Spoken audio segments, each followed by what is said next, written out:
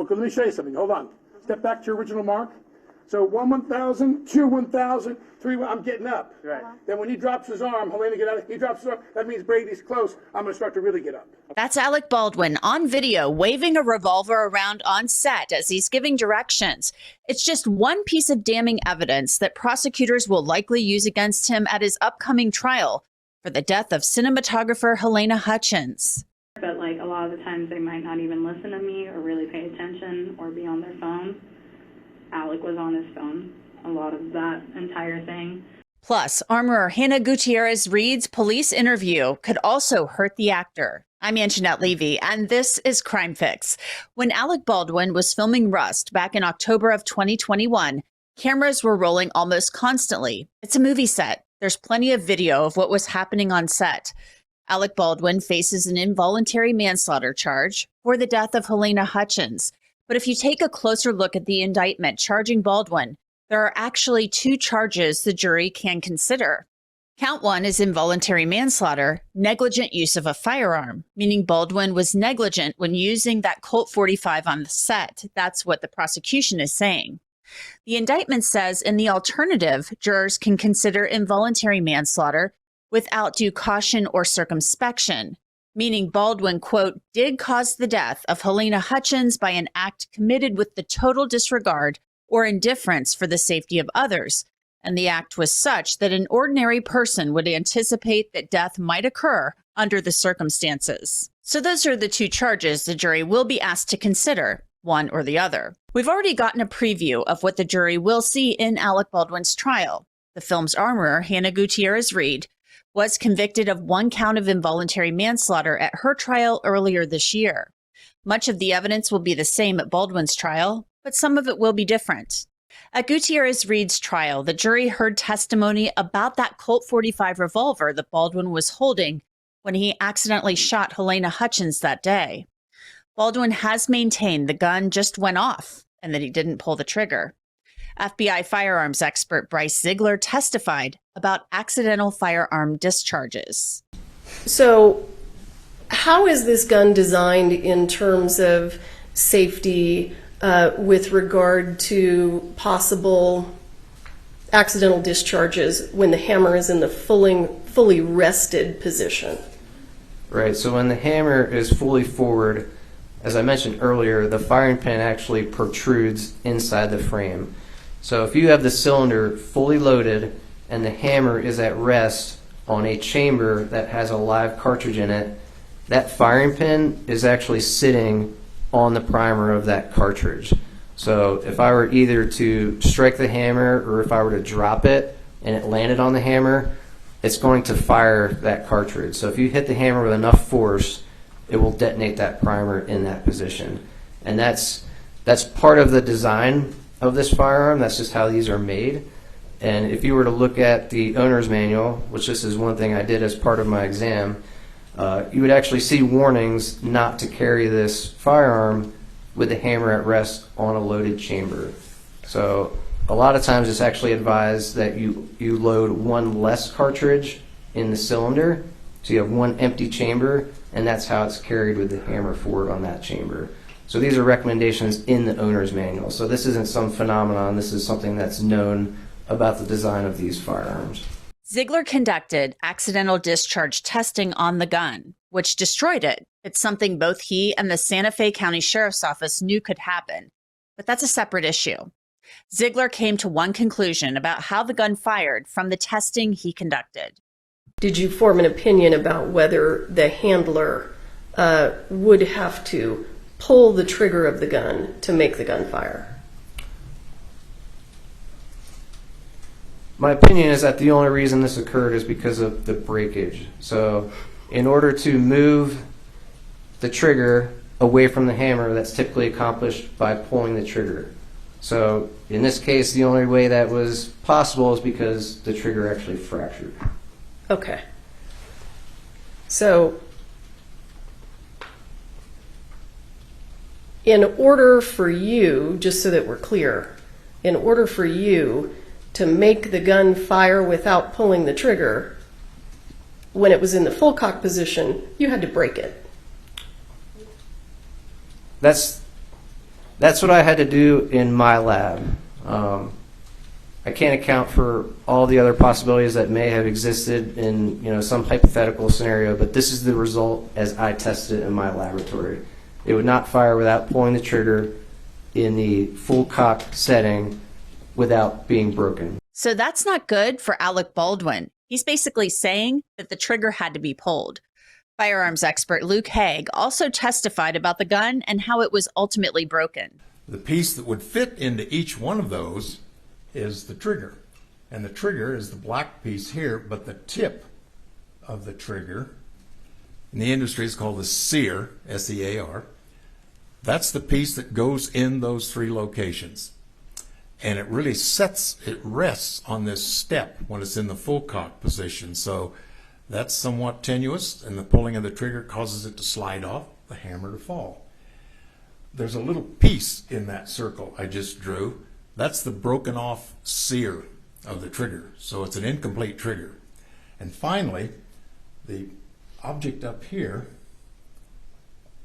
has 2 names. The company that makes this reproduction gun calls it the Bolt, B-O-L-T.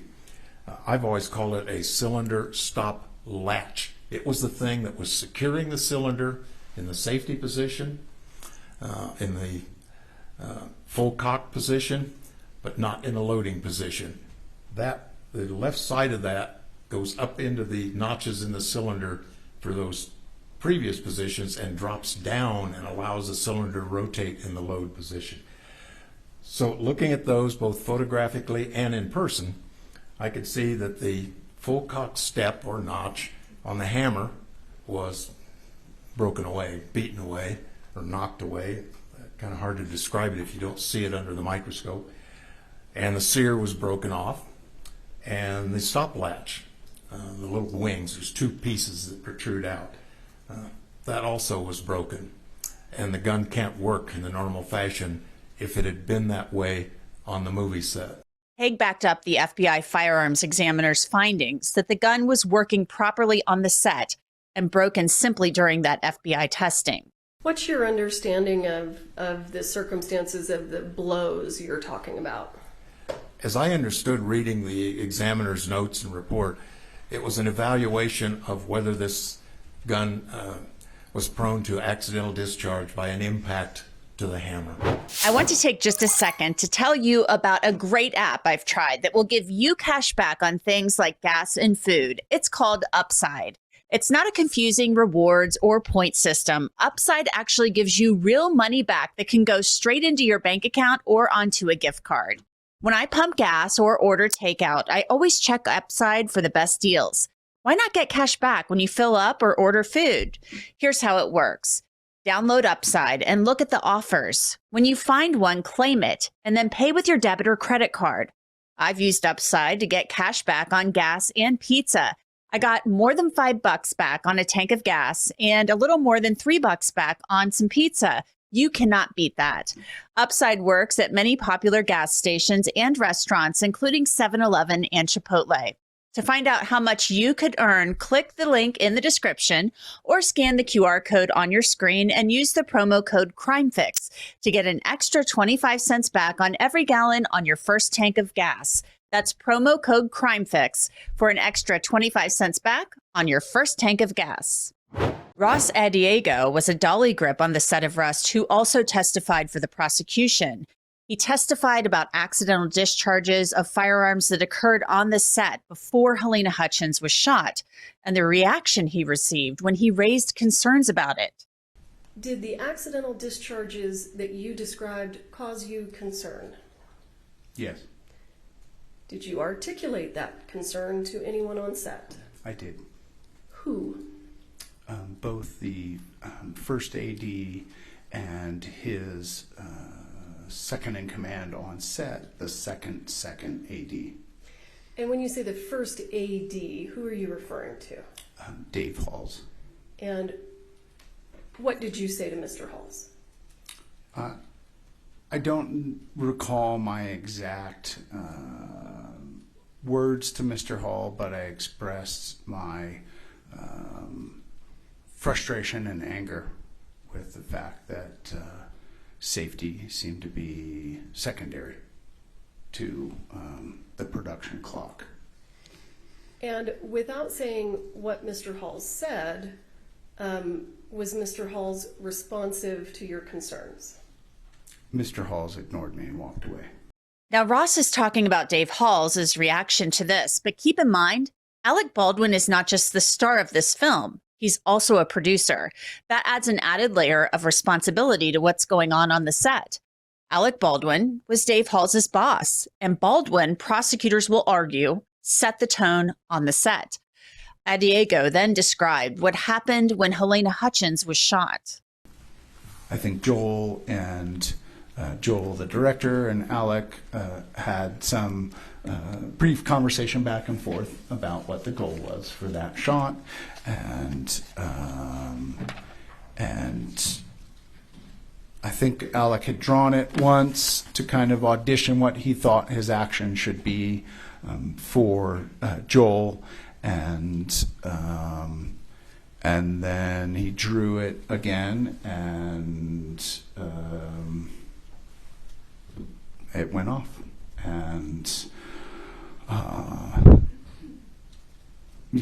instantly, I mean, a firearm went off in a small wooden church, so the concussion, ears ringing, that moment of panic in everybody. I think the first person I made eye contact with was Halyna, who was clearly injured by whatever that gunshot was, that noise we had just heard. And in fact, she was starting to go flush, and I think holding her right side, and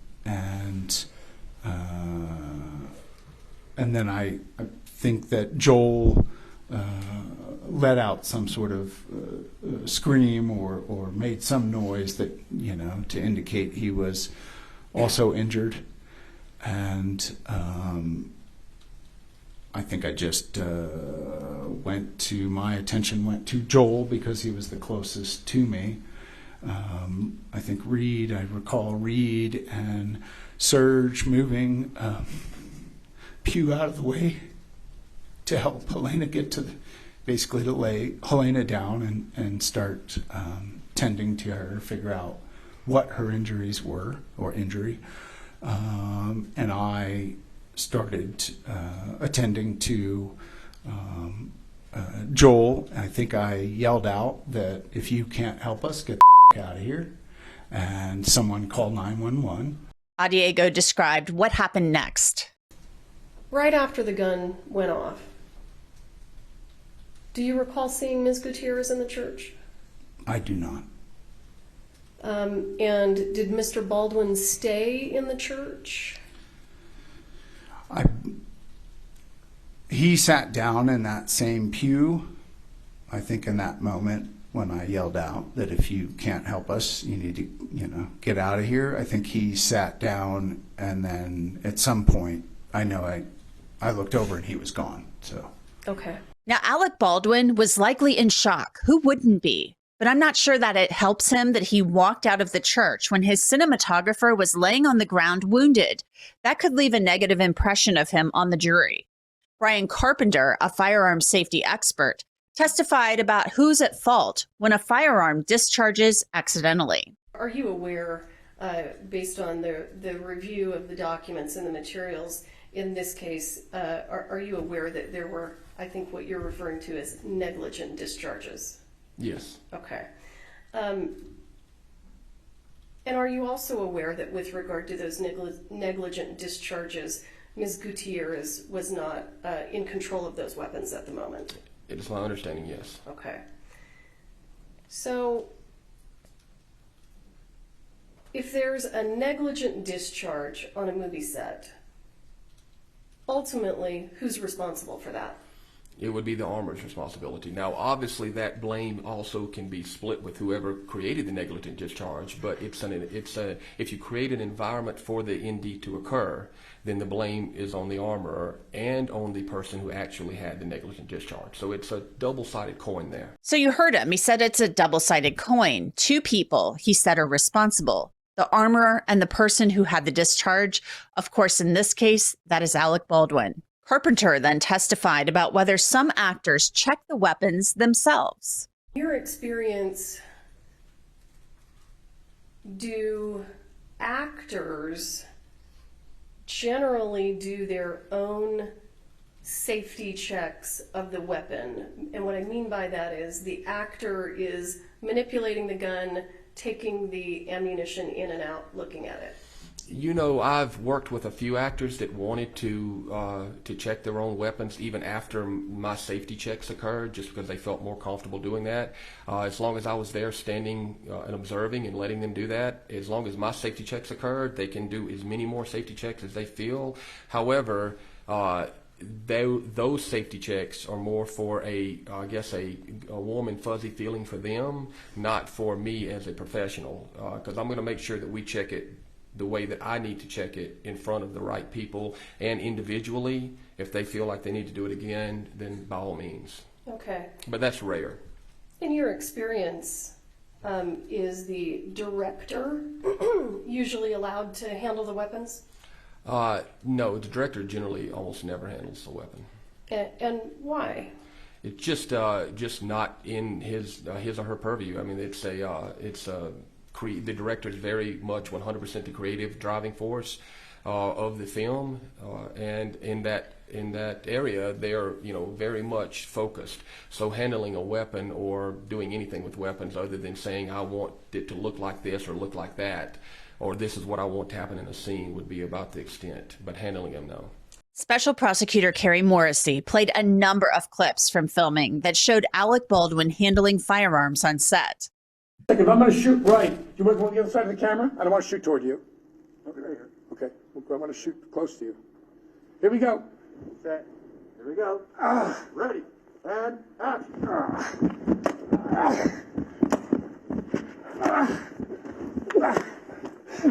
Go!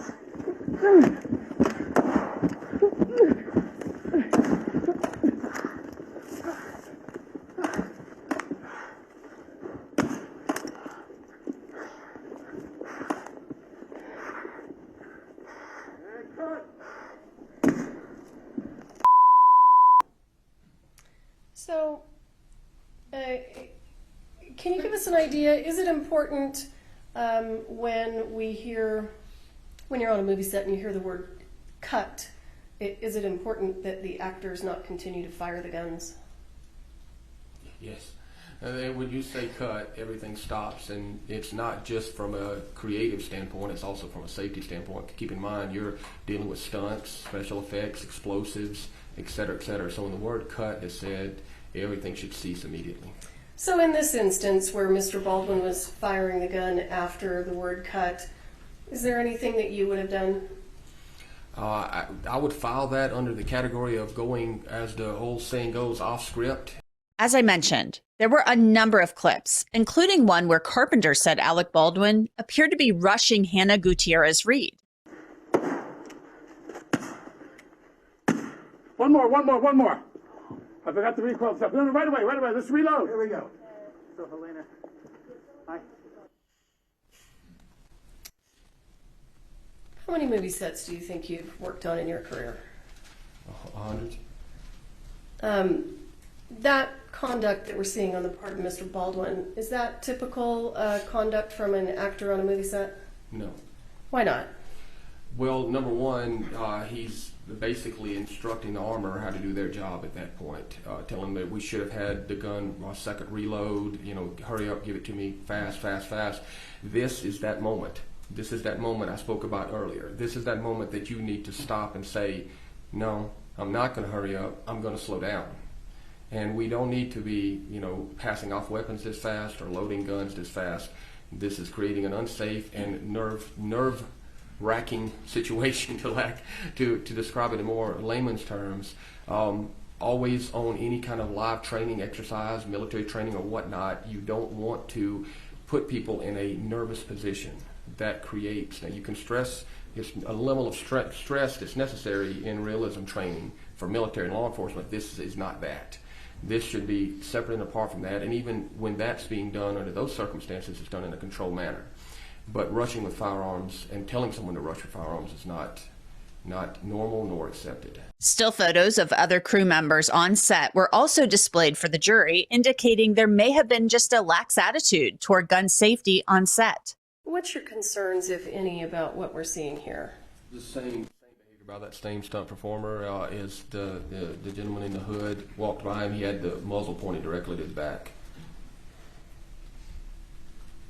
And keep in mind, and this is very important, that knowing what we know now, and the reason we're here in court is that there were live rounds on the set of Rust.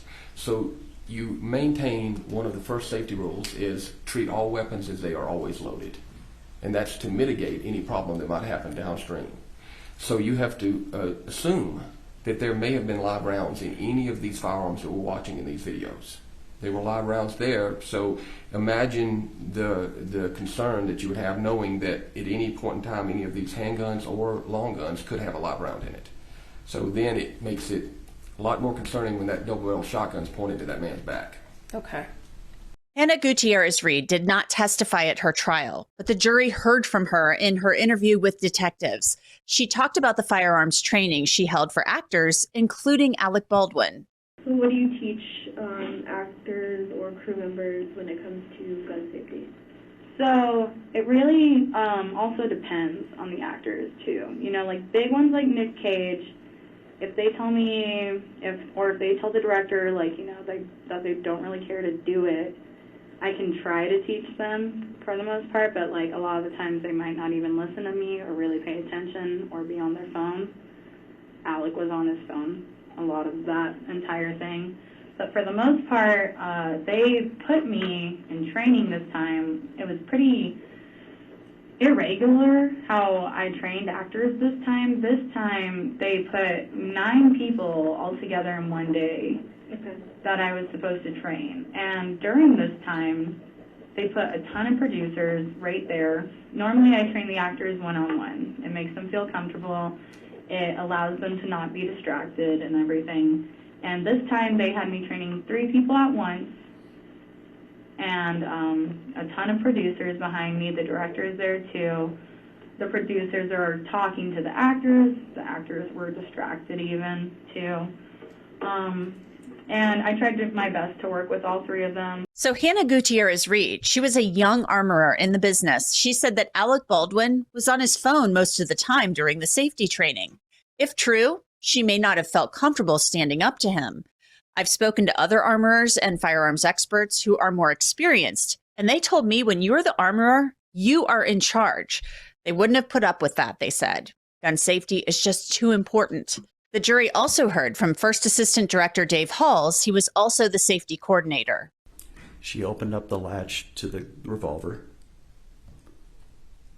I recall seeing 3 to 4 what I believe to be dummy rounds.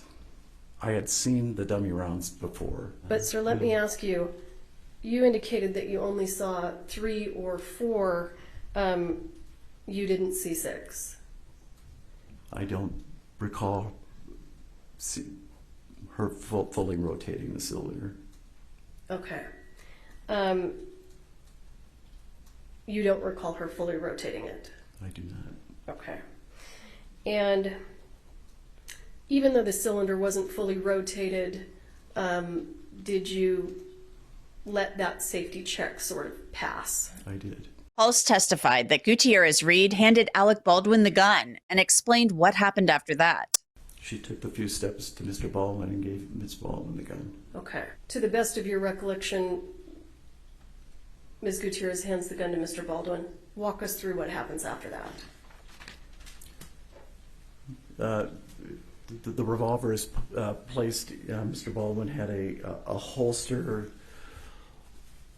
that the gun was basically at his chest, and his action was to take the gun out and point it at what had been the 2 U.S. Marshals, and he was pulling it out. I'm sure he was getting used to that action. He was in communication with Miss Hutchins about where to where to point the gun. Do you It's- recall, sir, was Mr. Souza also in the room? He was. Was Mr. Souza also participating in how to set up this shot? Do you recall? No, I just recall that it was communication between Mr. Baldwin and Helena. Okay. And then what happened? The gun went off. After you admittedly do an improper check of the firearm, isn't it true that you handed that firearm to Mr. Baldwin? It's not true. Do you know that your account conflicts with Mr. Baldwin's? I am aware of that. And do you know that it conflicts with Ms. Gutierrez-Reed? I am aware of that, but however, in Mr. Baldwin's initial statement with Detective Hancock, a few hours after the incident on October 21st, when asked the question who handed him the gun, he said Hannah did, like she always did. And after that, he changed and said you had handed it to him, right? Yes. Now, Alec Baldwin had initially told police in his interview that Hannah Gutierrez-Reed handed the gun to him. But in a later interview with ABC News, he made it sound as if Dave Halls handed the gun to him. Those are conflicting statements that may play against Alec Baldwin at his upcoming trial. Dave Halls is expected to testify in Alec Baldwin's trial. And that's it for this episode of Crime Fix. I'm Anjanette Levy. Thanks so much for being with me. I'll see you back here next time.